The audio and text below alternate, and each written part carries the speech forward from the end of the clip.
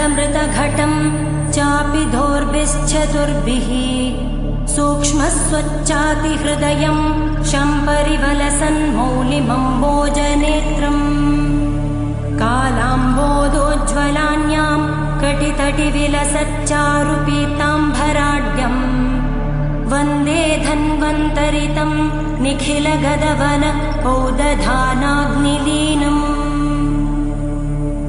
ॐ नमो भगवते धन्वन्तरये अमृतकलशहस्ताय सर्वामयविनाशनाय